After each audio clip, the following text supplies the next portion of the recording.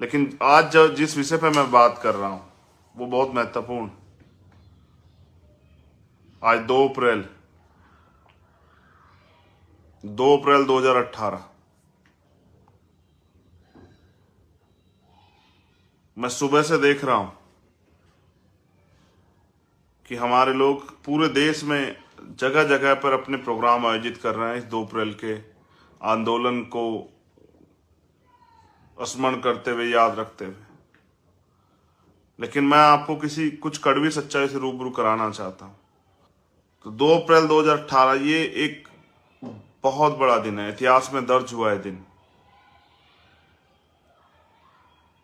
किस लिए दर्ज हुआ? कि हमने अपने अधिकारों की लड़ाई लड़ी। इसको हम 2-3 नामों से जानते हैं। जैसे हम इसको बलिदान दिवस के नाम से भी जानते हैं, जैसे हम इसको बहुजन एकता दिवस के भी नाम से जानते हैं, हम इसको बहुजन संघर्ष दिवस के नाम से भी जानते हैं, हम इसको शहादत दिवस के भी नाम से जानते हैं। लेकिन ये शहादतें क्यों और किस लिए, और उस शहादतों से हमने क्या सीखा और भविष्य की क्या तैयारी हमारे पास? 2 अप्रैल का आंदोलन क्यों करने की जरूरत पड़ी? जब सुप्रीम कोर्ट ने हमें हमारे मिले संवैधानिक अधिकार SC/ST एक्ट को कमजोर करने का प्रयास किया, तब हमारे अंदर एक चेतना जागरूक हुई और हम लोग सड़कों पे आए, लाखों लाखों की संख्या में। सुबह के समय मजाक बना, जैसे शुरुआत में भीम आर्मी का बनता था कि ये नौजवान क्या करेंगे, ये कल के बच्चे क्या करेंगे। फिर दोपहर में विरोध हुआ कि ये सड़कें जाम कर रहे हैं, ये हल्ला मचा रहे हैं। और फिर अंततः दोपहर बाद ये स्वीकार किया देश ने कि SC/ST अपने अधिकारों के लिए सड़क पर निकला, और इतनी बड़ी ताकत से निकला कि केंद्र की सरकार को और सुप्रीम कोर्ट दोनों को झुकना पड़ा।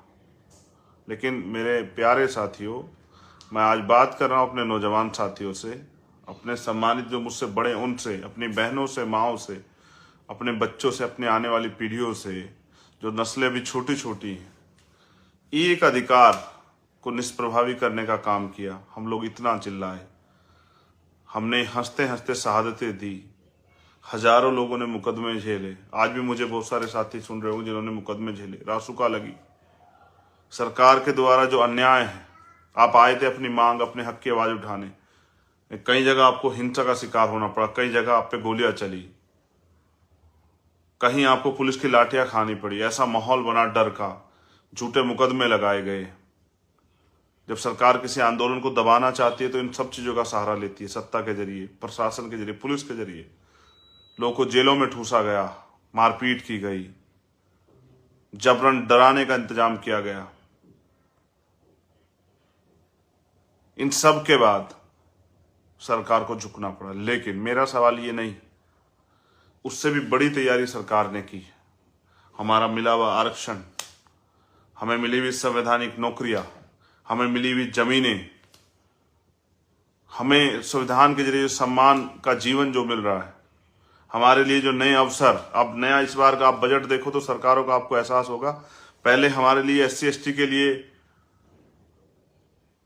नई पॉलिसियां होती, योजनाएं होती थी, हमें अपने पैरों पर सशक्तिकरण के लिए, हमें अपने पैरों पर खड़ा करने के लिए। लेकिन आज की सरकारों के एजेंडे में नहीं।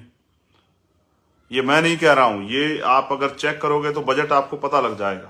पहले बजट चेक कीजिए और अब के बजट चेक कीजिए। जो पैसा आपको तरक्की के लिए, आपको आगे बढ़ाने के लिए, आपको अपने पैरों पर खड़ा करने के लिए, इन वर्गों को सशक्तिकरण के लिए खर्च होता था, अब वो नहीं है। सरकारों ने वो खत्म कर दिया। एक बार जाग के और फिर सो जाना ये अच्छा नहीं है। मगर मैं आपको सच्चाई ये बताता हूं, जैसे इंडियन आर्मी की बात हम करते हैं, जब देश का कोई जवान सीमा पे शहीद होता है, हम लोग यहाँ बड़े भावुक होते हैं, उसको नमन करते हैं, उसके अंतिम यात्रा में शामिल होते हैं। लेकिन एक कड़वा सच ये भी है कि उसके कुछ दिन बाद ही हम उसे भूल जाते हैं। उसकी मूर्ति लगाते हैं, हम उसके नाम पे गेट बनाते हैं, स्कूल बनाते हैं, लेकिन उसकी शहादत तब जो है पूरी साबित हो जाती है जब उसके बच्चे, उस शहीद के बच्चे, जो उस बुनियादी सुविधाएं उनको मिलनी चाहिए संवैधानिक अधिकार के कारण, उनके लिए वो दफ्तरों के चक्कर काटते फिरते हैं और उनकी कोई सुनवाई नहीं होती। और उनके काम कराने के नाम पर उनसे रिश्वत मांगी जाती है, और वो आज भी कई ऐसे परिवार आपको देखने को मिलेंगे। मैं बस आपको ये याद दिला रहा हूं, शहादतें तो देनी पड़ेंगी। अगर आपको अधिकार चाहिए तो मांगने से नहीं मिलेंगे, उसके लिए आपको ताकत बनानी पड़ेगी। अधिकार, आज का जो समय है जब वो ताकतें जो लंबे समय से चाहती थी आप अधिकार मिल रहे हो, और वो आपके अधिकारों पे कब्जा कर ले, तब आपको और ताकत, इतनी फोर्स इकट्ठा करनी पड़ेगी कि आप उस अधिकारों को छीन सको। बाबा साहब अम्बेडकर ने भी कहा, जो अधिकार छीन गए हैं या जो छीन लिए गए हैं, उनको वो मांगने से नहीं मिलेंगे, उनको छीनना ही पड़ेगा। ये मैं नहीं कह रहा हूं, ये डॉक्टर बाबा साहब अम्बेडकर कह रहे हैं। मैं आपको क्या याद दिलाऊं, क्या कितने परसेंट लोग ऐसे हैं जिनको याद है उन शहीदों के नाम, जिन्होंने इस अधिकार को बचाने के लिए अपने जीवन को हंसते हंसते निछावर कर दिया? क्या आप जानते हैं वो कौन से जिले में, कौन से प्रदेश में रहते हैं? क्या कभी इस आंदोलन के बाद कभी आप उनके परिवार से मिलने गए? आपने उनके आंसू पूछे? आपने उनकी कोई मदद की? आप उनके साथ खड़े हुए? फिर आपका क्या योगदान था? मेरी बात पे गौर करना। मैं जो कहता हूं बहुत सोच समझ के कहता हूं।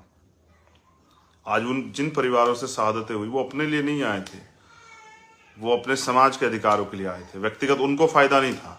जैसे आज पूरे देश में भीम आर्मी के नौजवान लड़ रहे हैं, वो अपने व्यक्तिगत फायदे के लिए नहीं लड़ रहे हैं, वो समाज के हितों के लिए लड़ रहे हैं, समाज पे होने वाले अन्याय अत्याचार के खिलाफ लड़ रहे हैं। उनका अपना कोई व्यक्तिगत एजेंडा नहीं। राजनीतिक कारणों से, किसी और कारण से आप उनको बुरा भला कह सकते हैं, लेकिन आप उनके जितना काम नहीं कर सकते। और हमने खोए हैं इस आंदोलन में बहुत सारे साथी। मैं तो आपसे कह रहा हूं, आप अपने सच्चे मन से पूछो, अपने दिल पे हाथ रख के, क्या आपको उन शहीदों के नाम याद है जिन्होंने इस अधिकार को बचाने के लिए कुर्बानियां दी थी? क्या कभी पीछे पलट के आपने उनको देखने, जानने का प्रयास किया?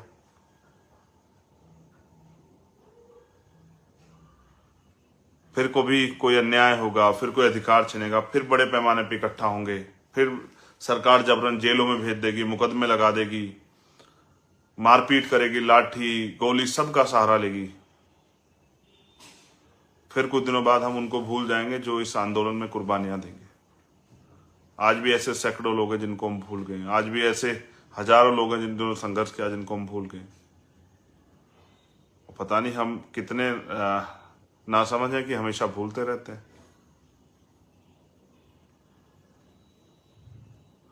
मैं तो बस आपके याद दिला रहा था कि वो सब नौजवान अपने निजी स्वार्थ में नहीं, समाज के मान सम्मान की रक्षा के लिए सड़कों पे आए थे। उनके हिस्से में क्या आया, उनके परिवारों के हिस्से में क्या आया, मैंने तो वादा किया अपने लोगों से, जिस दिन मेरे पास अवसर होंगे मैं दिखाऊंगा उन परिवारों के लिए हम क्या कर सकते हैं।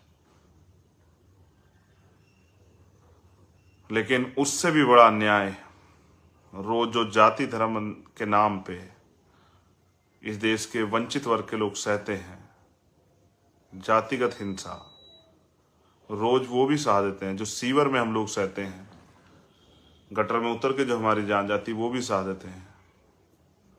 और क्योंकि व्यवस्था ने हमें इतना कमजोर बनाया और सत्ता हमारे हाथ में नहीं है कि मजबूरी में अपना घर का चलाने के लिए, अपने बच्चों के पेट में रोटी पहुंचाने के लिए, उनकी किताबें, उनकी इलाज के खर्चे के लिए, घर में परचून के सामान के लिए, रसोई के सामान के लिए हमें मजबूरी में काम करना पड़ता है। मेरा काम है आपको समझाना। मैं आज आपको राजनीतिक बात बताने नहीं आया, मैं तो बस आपसे कहने आया हूं कि क्या आप शहादतों का मूल समझते हैं? अगर समझते हैं तो फिर जो लोग लड़ रहे हैं उनका साथ दीजिए। उसके बाद भी हमने 2 बार भारत बंद किया है, कोई शहादत नहीं हुई, क्योंकि बिना नेतृत्व के अगर आंदोलन होगा तो नुकसान की संभावना ज्यादा है, अगर दिशा निर्देश नहीं होंगे। उस आंदोलन से मैंने बहुत सीख ली थी। मैं उन हजारों नौजवानों को सलूट करता हूं, जय भीम, क्रांतिकारी जय भीम पेश करता हूं, जय जोहार पेश करता हूं, जिन लोगों ने इस अन्याय में बहुत सारे दुख सहे, खूब मार खाई, खूब अन्याय सहा, आज भी मुकदमे झेल रहे हैं। मैं उन सभी नौजवानों को जो जहां भी और मुझे सुन रहा है, सोचे मैं स्पेशल आप ही का नाम लेके कह रहा हूं कि मेरे भाइयों, आपने उस दिन को, आज का जो दिन था 2 अप्रैल 2008, आपने उसको इतिहास में दर्ज करा दिया। आप योद्धा हो, और आपको पैदा करने वाली माँ और पिता भी योद्धा हैं, जिन्होंने आप जैसे योद्धा को जन्म दिया। मुझे गर्व है कि मैं आप में से एक हूं। मुझे गर्व है कि जब आप लड़ते हैं तो इतिहास में दर्ज हो जाते हैं और इतिहास में दर्ज करा देते हैं अपने संघर्ष को। आप सब भाइयों को मेरी तरफ से दोबारा से जय भीम। आपका संघर्ष, आपका बलिदान व्यर्थ नहीं जाएगा। मैं ये बताने के लिए लाइव हूं कि आपने जो दर्द सहा वो भी व्यर्थ नहीं जाएगा। आपने जिन उम्मीदों के साथ वो लड़ाई लड़ी वो भी व्यर्थ नहीं जाएगी। हमारे महापुरुषों के अधूरे सपने भी पूरे होंगे। उनके संघर्ष का जो मोल है, वो भी उद्देश्य जो मोल है वो भी जिंदा रहेगा, वो उद्देश्य भी जिंदा रहेगा, वो उम्मीदें भी जिंदा रहेंगी, हम कामयाब भी होंगे। लेकिन इस तरह भूलने से काम नहीं चलेगा। मैं भी 16 महीने जेल में रहा। हमारे लोग राजनीतिक कारणों से कुछ आरोप लगा देते हैं, लेकिन कभी 2 दिन समाज के लिए घर से निकलिए तो शायद आपको एहसास हो जाएगा कि क्या सहता एक क्रांतिकारी, एक समाज सेवी, जब वो समाज की लड़ाई लड़ने के लिए बाहर निकलता है। दूसरे लोगों का विरोध होता है और अपने लोग भी जाने अनजाने में उसका मनोबल तोड़ने का काम करते हैं। 500 से ज्यादा दिन होते हैं। हर एक रात जेल की ऐसे गुजरती है जैसे लगभग 1 महीना हो। दिन के इंतजार में आंखों के रंग सूखे पड़ जाते हैं। मैंने वो जीवन जिया है। एक 6x10 की कोठरी में 16 महीने, इस उम्मीद के साथ कि और किसी के साथ ऐसा अन्याय ना हो, इसलिए लड़ना है। हमने प्रयास किया है हमेशा उस लड़ाई को आगे बढ़ाने का। आज मैं अपने संघर्ष से ज्यादा आपके संघर्ष को, जो 2 अप्रैल 2018 में जिस भी साथी ने जहां भी संघर्ष किया, मैं उनके संघर्ष को ज्यादा बल देता हूं। और मैं मानता हूं कि आपका संघर्ष देखने लायक था। आपने इतिहास में रचा, आपने इस आंदोलन को इतिहास में दर्ज कराया। मेरी तरफ से आपको बहुत बहुत मंगल कामनाएं। हर उस भाई के लिए कह रहा हूं जो कहीं भी था देश के किसी भी कोने में, और उसने समाज के लिए होने वाले और अपने स्वाभिमान सम्मान के संघर्ष की लड़ाई लड़ी। लेकिन फिर आपसे कह रहा हूं कि इस तरह अगर आप सादतों को भूल जाओगे तो फिर दोबारा से शायद कोई ईमानदार से लड़ने ना आए। तो जो लड़ रहा है उसका सम्मान कीजिए। मैं उनके लिए बोल रहा हूं जो 2 अप्रैल 2018 के साथी। मेरा तो जीवन ही ये है, मेरे साथियों का तो जीवन ही है। उनके लिए तो हर दिन 2 अप्रैल जैसा, जब उनको खुद को साबित करना होता है हर लड़ाई में। आज भी कहीं ना कहीं भीम आर्मी के लोग आंदोलन कर रहे होंगे, जैसे मुंबई में, जैसे गुजरात में, जहां एक बहन के साथ अन्याय अत्याचार हुआ और कार्रवाई नहीं हो रही। कार्रवाई के नाम पे खाना पूर्ति हो रही है। मैं भीम आर्मी के भी एक साथी को, जिनकी वजह से मैं हूं, जो मेरा परिवार है,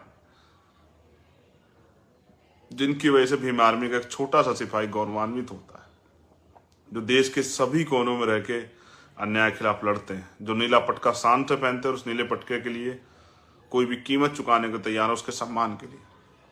मैं उन सभी साथियों को भीम आर्मी के बहुत बहुत बधाई और मंगल कामनाएं देता हूं। मैं उनके लिए ये भी आशा और उम्मीद करता हूं कि आने वाले कल में वो इस समाज के जरिए, राजनीतिक आंदोलन के जरिए देश का नेतृत्व भी करेंगे, अपने अपने प्रदेशों में भी नेतृत्व करेंगे और अपने प्रदेश की जनता खुशहाल करेंगे। और जो राजनीति के नाम पे भ्रष्टाचार और खेल हुआ है यहाँ पैसे का, उसको बंद करके ईमानदारी से अपने लोगों के लिए काम करेंगे, उनके दुख को दूर करने का प्रयास करेंगे। मेरे कंधों पे करोड़ों लोगों की जिम्मेदारी है।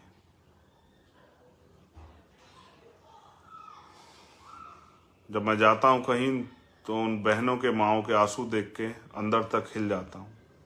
वो उम्मीद करती हैं कि कल ये हमारा सहारा होगा, इस तरह घर में अपने बेटे को देखती है, इस तरह से हमें भी देखती है कि ये बेटे की तरह मेरे जीवन में कुछ परिवर्तन करेगा। मैं वादा करता हूँ उन करोड़ों माँओं से, अपनी उन बहनों से, करोड़ों अपने उन भाइयों से, आज के इस पवित्र दिन, आज के इस ऐतिहासिक दिन,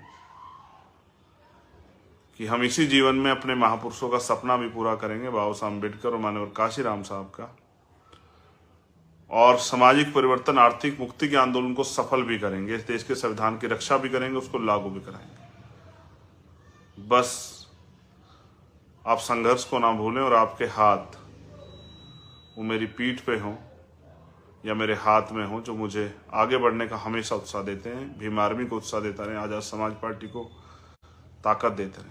बहुत बहुत धन्यवाद आप सभी के लिए, पुनः मंगल कामनाएं। एक बार पुनः उन सभी वीरों को नमन जिन्होंने अपना सब कुछ, अपना जीवन सर्वत्र निछावर किया समाज के मान सम्मान के लिए। उनके माता पिताओं को, उनके परिवारों को नमन। जय भीम। मैं वादा पुनः दोहराता हूं कि जिस दिन हम ताकत में होंगे उस दिन परिवारों के लिए वो करेंगे जो शायद पहले कभी ना हुआ। जय भीम।